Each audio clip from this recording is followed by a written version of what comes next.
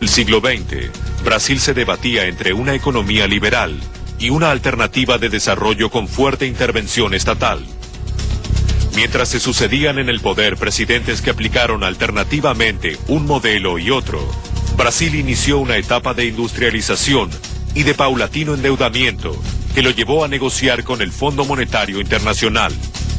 Sin embargo, la presión popular que veía al organismo como un representante de los intereses financieros internacionales logró frustrar las tratativas y Brasil rompió con el Fondo Monetario. Pero la crisis económica continuó agudizándose y con ella la crisis política. Finalmente, el 31 de marzo de 1964, un golpe militar derrocó al presidente constitucional João Goulart y tomó el control de los destinos del país. En 1964, los militares tomaron el poder. Por ese entonces, Estados Unidos se mostraba preocupado por el avance de los movimientos de izquierda en el país sudamericano y en otras naciones del continente. Algunas teorías aseguran que Washington habría apoyado el golpe de Estado. Entonces entraron muchos agentes norteamericanos en Brasil. Se calculan que 4.000 agentes, ciudadanos norteamericanos, entraron aquí. Hubo la operación llamada Brother Sam, en la que un comando norteamericano estuvo ancorado en las costas brasileñas, con navíos tanques, con helicópteros, armamentos. No hay duda del proceso de observación. La dictadura militar tenía como objetivo impedir el avance de los partidos de izquierda y estabilizar la situación económica que atravesaba por una grave crisis inflacionaria. Entonces el país se pone alineado con Estados Unidos. La alineación es absoluta, algo que recuerda el gobierno de Dutra, y es en ese sentido que los créditos norteamericanos resurgen al acuerdo con el FMI y Roberto Campos, Otávio Gouveia de Bulloes, llevan a cabo lo que más tarde quedó conocido como el trabajo sucio. El trabajo sucio es arrojo salarial, la recesión, la bancarrota de empresas, la desnacionalización. O sea, era una obsesión con el fin de la inflación. El descontento social se agudizó y la dictadura se endureció aún más. Fue entonces cuando se produjo un cambio de mando dentro del propio gobierno militar y asumieron nuevas autoridades. Arthur da Costa e Silva primero y Emílio Médici después intentaron legitimar su poder mediante el crecimiento económico y una feroz represión. Un contexto internacional favorable y una política económica que combinaba la antigua tradición estatista de Vargas con inversiones extranjeras le permitieron a la dictadura lograr su objetivo. Fue en esa época que el país ingresó en una etapa de crecimiento sin precedentes conocida como el milagro brasileño. Hubo una retomada del crecimiento impulsada por inversiones del Estado y por un espacio creado para la actuación del sector privado, incluso con la confianza externa. Las inversiones externas extranjeras volvieron a Brasil, que fue la famosa fase del milagro brasileño. Es la entrada de multinacionales produciendo bienes de consumo durable. El sector, por ejemplo, de comunicación, eléctrico y electrónico, automotriz, crece en proporciones geométricas, un crecimiento sobre el 10% al año, 11% y hasta 12% al año. Era un proceso combinado de sustitución de importaciones incentivada por el Estado. O sea, había mucha intervención del Estado, subsidios, incentivos fiscales y también un programa de promoción de exportaciones. Llegó un punto donde Brasil tenía hoteles estatales. Llegó a tener una fábrica de pantaletas, una fábrica estatal de pantaletas de mujeres, Spont. Ese era el grado de estatización en la economía, con grandes conglomerados. O sea, era un modelo de industrialización como base. El milagro brasileño le permitió a la nación alcanzar cierto grado de independencia económica respecto de los mercados internacionales, lo que se reflejó también en la política externa. Esta estrategia llevaría a Brasil durante la presidencia del dictador Ernesto Geisel a una serie de enfrentamientos con Estados Unidos. Brasil empezó a plantearse proyectos de subimperialismo, que Brasil empezó a tener su política propia hacia la región. Paraguay, Uruguay y Bolivia y otras ambiciones más grandes que esa, empezó a desarrollar hacia África su política propia y a exportar, incluso exportar productos de la industria bélica y de alguna manera salir un poco del control norteamericano. Lo que lleva al conflicto es un problema con Estados Unidos. Cuando se inicia la administración de Jimmy Carter, con su política de derechos humanos que se golpea de frente con Geisel, frente a las críticas de que había torturas en Brasil y la falta de derechos humanos, rompe el acuerdo militar con Estados Unidos e implementa un acuerdo nuclear con Alemania. La dictadura de Brasil intentaba convertirse en una nación potencia, enfrentando las presiones de Washington. Pero esas intenciones se vieron paulatinamente frustradas. A mediados de los años 70, producto de la recesión internacional, comenzaron a aparecer algunos indicadores negativos en la economía. Las exportaciones del país cayeron y resurgió la inflación. La gran intervención estatal como motor de la economía profundizó el déficit público. Para evitar la crisis económica, la dictadura militar decidió recurrir al crédito externo. Por ese entonces, los préstamos eran muy accesibles. Los grandes bancos mundiales poseían enormes cantidades de dinero proveniente de los países árabes, y como debían pagar cantidades aún mayores en concepto de intereses, necesitaban colocar los fondos rápidamente para evitar una posible quiebra. Los bancos, sobre todo los norteamericanos, asumieron los recursos de los árabes, sobre todo, y empezaron a prestarle al resto del mundo tasas de interés relativamente bajas, lo que generó en todo el mundo un movimiento muy grande, sobre todo en los países llamados emergentes. La bomba de tiempo de Brasil viene básicamente de 73 para adelante. Brasil logra mantener el crecimiento pero con préstamos, lo cual va a explotar en la crisis de la deuda. El modelo económico de la dictadura mostraba los primeros signos de agotamiento. Finalizando la década del 70, al constante endeudamiento se le sumó una etapa de malestar social que se expresó en masivas manifestaciones contra el régimen de facto. En esa misma época, en Estados Unidos, el actor Ronald Reagan se convertía en el nuevo presidente de esa nación.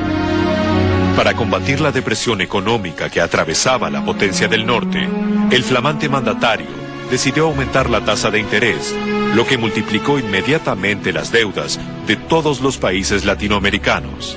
La deuda contraída fue hecha en intereses fluctuantes, no fue en intereses fijos la mayor parte. Cuando Reagan aumenta los intereses en la década de 80, los países deudores tienen grandes problemas. En 1982, México fue el primer país latinoamericano en entrar en moratoria. El país azteca no podía hacer frente a los pagos de su deuda y la crisis se propagó rápidamente por toda la región. Argentina, Brasil y la mayoría de las naciones del continente también suspendieron sus pagos. Como las tasas de interés subieron así de una forma espectacular, no había ninguna posibilidad de pagar las deudas y se fueron haciendo renegociaciones. Ahí se vulnerabilizaron las economías y en ese momento el Fondo Monetario entró de manera mucho más pesada.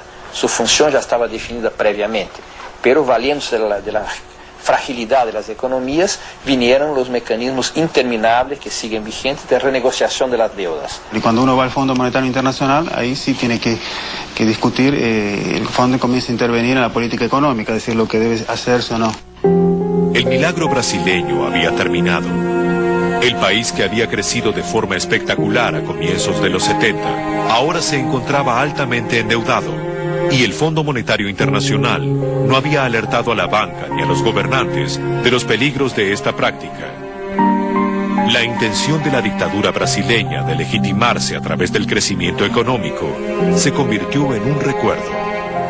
A partir de entonces, Brasil ya no representó una amenaza para los intereses de Estados Unidos. Ahora tenía que pagar su deuda.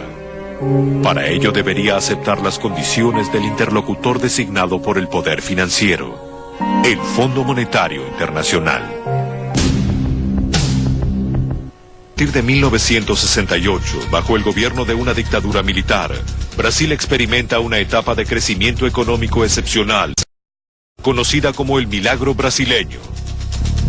Tiempo más tarde, este modelo que tiene al Estado como motor principal de la economía comienza a mostrar fisuras. El déficit público se acrecienta y para combatirlo se recurre al crédito externo. Brasil ingresa en una espiral de endeudamiento continuo y rápidamente la deuda se hace impagable. Es entonces cuando entra en acción el Fondo Monetario Internacional. En 1982, México se había declarado en cesación de pagos. Lo siguieron la mayoría de los países latinoamericanos, Brasil entre ellos. Para resolver esta difícil situación, los bancos acreedores, preocupados, acudieron al Fondo Monetario. El organismo tenía entre sus estatutos fundacionales controlar el nivel de endeudamiento de las naciones, pero había desatendido esta regla durante toda la década del 70, en donde la región tomó préstamos por encima de sus capacidades. Ahora, ante el requerimiento de la banca, el fondo renegociaría las deudas de América Latina y comenzaría a intervenir en sus asuntos internos.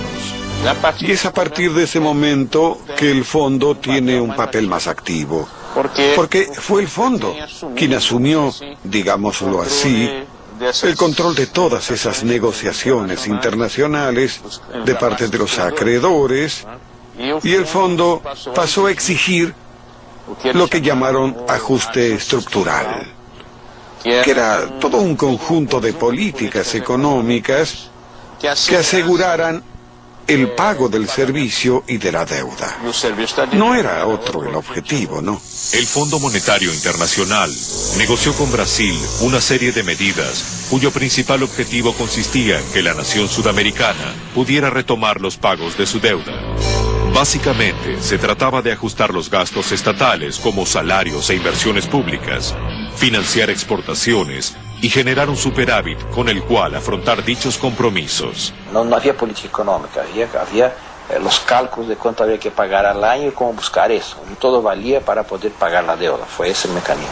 A partir de ese momento realmente, el fondo pasó a controlar nuestra política económica muy directamente, con comisiones permanentes, con exigencias políticas muy bien determinadas por el fondo.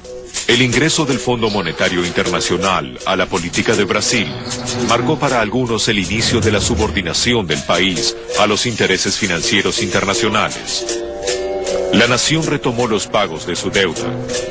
Otras posturas interpretan la injerencia del organismo internacional como un mecanismo para controlar los intentos independentistas de Brasil, que tanto habían preocupado a Estados Unidos. Ahí de hecho bajan las tensiones, porque Brasil pierde capacidad de hacer política propia y ahí ya son Estados Unidos ya no tiene que manejar mucho, deja que el fondo negocie, está por detrás del fondo, entonces ya pierde capacidad de autonomía Brasil. Entonces ahí ya es un periodo de declinio, de debilitamiento de la dictadura para alivio del gobierno norteamericano, que veía a los militares brasileños como con potencial de política autónoma respecto a Estados Unidos que les causaba cierto temor. Ante la falta de libertades y perspectivas, la presión popular aumentó y el gobierno militar comenzó una progresiva transición hacia la democracia. En enero de 1985, Tancredo de Almeida Neves fue elegido presidente por un colegio electoral, convirtiéndose en el primer presidente electo tras 21 años de dictadura. Sin embargo, un problema de salud frustró su mandato y falleció al poco tiempo. Asumió el vicepresidente José Sarney, quien tiempo después lanzó el Plan Cruzado, un programa económico creado por economistas del Brasil sin la intervención del fondo. Hubo un momento de shock, que fue durante el Plan Cruzado, cuando hubo un intento de una política económica propia. Pero el Plan Cruzado duró 2 años y algo, y no logró mantenerse. Entonces, por ejemplo, en el inicio del gobierno Sarney, en 84, Brasil tenía una gran deuda, tenía una política, digamos, que no seguía la línea del Fondo Monetario Internacional, pero lo que se decía en el fondo, bueno, pero Brasil está pagando, entonces, como está pagando, no hay problema, nosotros no le vamos a dar recetas económicas porque está pagando. En el momento que él tiene problemas para pagar con la gestión de Bresser Pereira, que es el segundo ministro de Hacienda, ¿no? Ahí sí, bueno, si necesita de la ayuda del fondo, ahí tiene que sujetarse a una serie de reglas de política económica, ¿no? Con la caída del Plan Cruzado, la injerencia del Fondo Monetario en Brasil se acentuó. El enviado del organismo internacional en aquellos años, Thomas Reichmann, recuerda la situación que atravesaba el país en la década del 80. Partimos la década del 80, digamos el 82, la inflación estaba en torno a 100% anual, sigue en 120%, y terminamos la década con inflación de 5.000, 6.000%. Digamos, en el caso, el último mes, ya en enero, febrero del 90, la inflación estaba a una tasa anualizada de 20.000, 30.000%, o sea, ya era una locura, se había disparado. La capacidad empresarial se dedicaba en su mayoría a evadir la inflación, a hacer gimnasia bancaria, a dedicar a las finanzas y no a producir. Era más fácil ganar plata con especulación financiera que produciendo bienes. Sin embargo, la intervención del Fondo Monetario Internacional no alcanzó para detener la crisis que se profundizaba día a día, y Brasil decidió suspender los pagos de su deuda. Hasta que en más o menos 87 u 88 suspendimos el pago de la deuda, que tuvo su efecto en todas partes, también no solo en Brasil. Y entramos así en un proceso de renegociación de la deuda muy largo. Aquel Brasil, potencia industrial y productivo, había quedado en el recuerdo, y durante los años 80, la política económica se limitó casi exclusivamente a cumplir con los pagos de la deuda, siguiendo las recetas del Fondo Monetario Internacional. Algunos especialistas consideran que esta situación fue parte de una estrategia orquestada por el Fondo y el poder financiero mundial para controlar la economía del país. Esta visión conspirativa de la historia se afirma cuando a comienzos de la década del 90 se redactó en Estados Unidos, a instancias de los bancos acreedores y con el aval del Fondo Monetario Internacional y el gobierno norteamericano, el Consenso de Washington. Un conjunto de políticas que se iban a transformar en las bases del neoliberalismo en América Latina. En ellas se proponía, entre otras cosas, la apertura de la economía, la privatización de las empresas públicas y la reducción de las funciones del Estado. El rol que tuvo el FMI ahí es que todos estos planes, como este llamado plan neoliberal, fueron todos determinados por el Fondo Monetario Internacional. Y las condiciones que impuso el Fondo Monetario fueron las condiciones de hegemonía del neoliberalismo. Condiciones tales como apertura de las economías, privatización de empresas, privilegio del ajuste fiscal, desregulación de la economía, flexibilización laboral. En verdad, el paquete, los condicionantes del Fondo Monetario son el eje de las políticas del continente. Cualquiera que fuera el país, el paquete era el mismo. En 1989, Brasil asistió a nuevas elecciones presidenciales. Los principales candidatos eran Fernando Collor de Mello y Luiz Inácio Lula da Silva. El primero contaba con el apoyo de los liberales y la simpatía del poder financiero internacional. Lula da Silva representaba a la clase trabajadora y a los movimientos de izquierda. Creo que allí, en las elecciones del 89, Brasil escogió sus caminos. Lula podría haber ganado, pero ganó Collor. Y a partir de allí, junto a la caída del muro de Berlín, el desarme de la Unión Soviética fue la victoria del conservacionismo liberal en el mundo.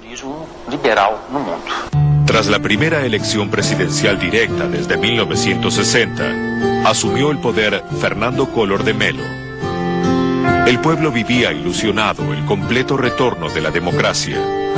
Sin embargo, una vez en el gobierno, el flamante mandatario tomó una sorpresiva medida, confiscando los ahorros de los ciudadanos, y la esperanza se transformó en desilusión. En Brasil las cajas de ahorro eran algo sagrado. La caja de ahorro era el santuario generalmente de los pobres y de la clase media, donde deposita su dinero, y Collor retiene las cajas de ahorro. Todas las cajas en el país fueron tomadas por Estado y las personas tenían el derecho de recibir recursos. Primero una base de $500, además de otros recursos siempre que probaran que necesitaban ese dinero para fines que el Banco Central conceptuara legítimos. Al poco tiempo, siguiendo los lineamientos del Consenso de Washington, Fernando Collor de Mello comenzó a privatizar las empresas y abrir la economía. Estado mínimo, comercio y mercado máximo, desreglamentación de la economía, precarización de los derechos laborales, libre negociación, ya sea de tipo fuerte o no, entre empleados y jefes, privatización, ideología de que lo particular siempre es más eficiente e interesante que lo público. Todo esto estaba de forma histriónica, arrebatada y muy corrompida en el proyecto que Collor de Mello había encarnado. Pero pronto las denuncias por corrupción arrinconaron a Fernando Collor de Mello y tras ser sometido a un juicio político, fue destituido de su cargo a solo 2 años de haber asumido. Existen 2 versiones sobre el impeachment del presidente Collor. La primera, casi ilusoria, es la de que los jóvenes brasileños se pintaron. Fueron a las calles y en un movimiento parecido al de París en el 68, quitaron al presidente corrupto del poder. La otra es que la alta sociedad en un determinado momento de la crisis se dio cuenta de que ese presidente corrupto tampoco le servía a ellos.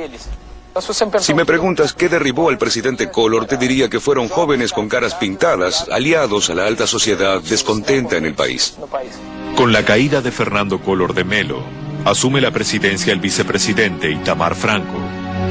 Sin embargo, estos cambios políticos no iban a representar ningún riesgo para que el plan neoliberal, impulsado por el Fondo Monetario Internacional y el poder financiero, continuara su marcha. En los años 70, la dictadura de Brasil tomó créditos por encima de su capacidad de pago, y en 1982, las autoridades militares anunciaron que no podían hacer frente a los compromisos contraídos. En los años 90, siguiendo los lineamientos del organismo internacional, Brasil inició una etapa de privatizaciones y apertura de la economía, con la esperanza de estabilizar su situación, retomar el crecimiento y pagar la deuda. Para algunos, esta etapa era quizá la última fase del supuesto plan del Fondo Monetario y el poder financiero internacional para conquistar las riquezas de la nación sudamericana. Tras un juicio político por corrupción, Fernando Collor de Mello dejó su cargo y asumió la presidencia Itamar Franco, quien completó su periodo. Por aquel entonces, el gobierno de los Estados Unidos, con el apoyo del Fondo Monetario Internacional, propuso a Brasil y otros países de América Latina un plan que fue presentado como la solución al problema de la deuda, el Plan Brady. Sin embargo, algunas opiniones sostienen que el Plan Brady favorecía más a los intereses del poder financiero que a las naciones de Latinoamérica. Fue un plan del Tesoro americano y ayudó mucho a Estados Unidos. Les permitió que América Latina, con financiamiento externo, pudiera entrar nuevamente al comercio internacional y comprar más de Estados Unidos. Entonces Estados Unidos pasó a ser superavitario, una de las únicas regiones del mundo con que Estados Unidos son superavitarios a partir de los años 90 es América Latina. Con el ingreso al Plan Brady, las inversiones extranjeras retornaron a Brasil. En ese contexto, el ministro de Finanzas, Fernando Henrique Cardoso, desarrolló el Plan Real, que colocaba a la moneda brasileña en un valor cercano al dólar norteamericano. Rápidamente la inflación se redujo y la economía se estabilizó.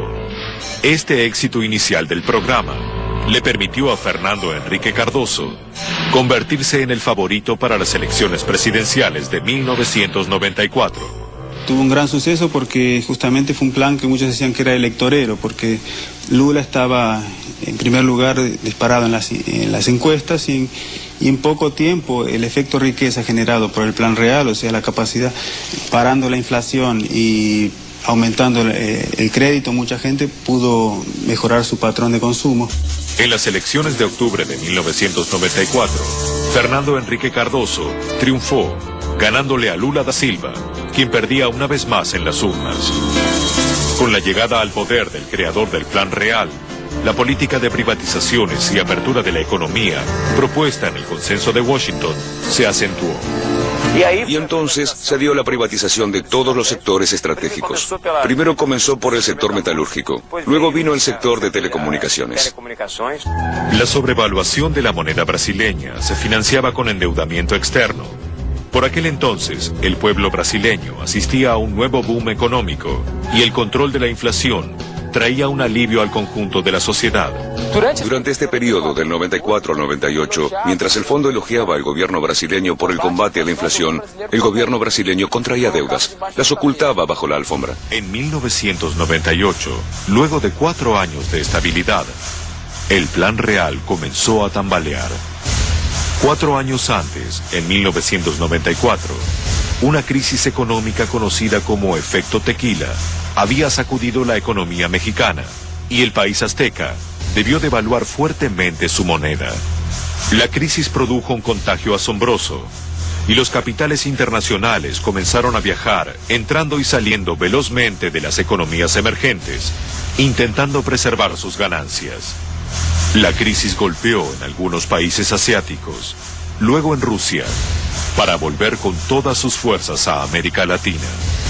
Esta vez, había llegado el turno de Brasil. La crisis es por la multiplicación de endeudamiento, simplemente. Ese mecanismo muy sencillo de buscar más plata afuera para pagar las deudas, y esa plata cada vez se da con intereses más altos, plazos más cortos, hasta que llega un momento los prestadores ya dudan de que vas a tener capacidad de pago. Las crisis habían instalado la incertidumbre en los acreedores, que comenzaron a dudar de la capacidad de pago de Brasil. El crédito se hizo escaso y caro. La devaluación parecía una salida posible, pero las elecciones se encontraban próximas, y el gobierno, con el consentimiento del Fondo Monetario Internacional, postergó esa decisión. El Fondo Monetario Internacional actuó con criterios técnicos muy especiales porque la reelección de un presidente no es un criterio aceptable en una organización internacional. Esto significa que el Fondo Monetario Internacional pasó a ser un partido político dentro de Brasil, apoyando la candidatura de Fernando Henrique para la reelección. A la vez, el mismo fondo tiene siempre confianza en un presidente, no en un partido.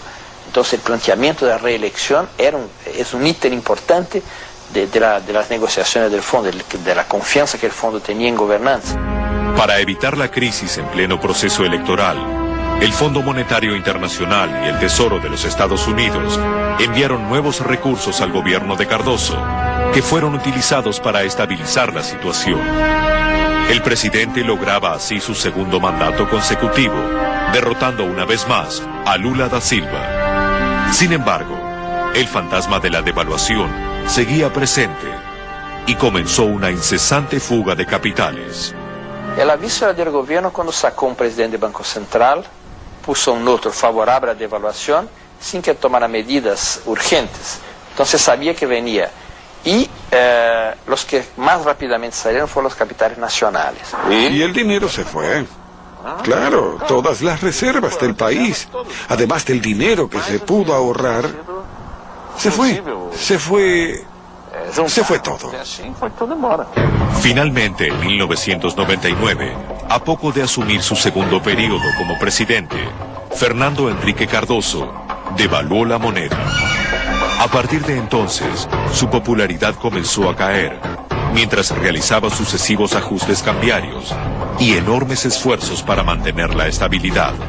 Cardoso sabe que él fue lo que fue, es lo que es, será lo que sea, mientras se valorice la estabilidad. Entonces puede haber todo, y hubo de todo, robo, corrupción, todo lo que se quiera, violencia, etc., pero la estabilidad era su elemento de clave, de legitimación política. Entonces sacrificó el país en función de la estabilidad. La segunda presidencia de Cardoso se caracterizó por una economía en recesión, aumento de la tasa de desempleo y un crecimiento del descontento social.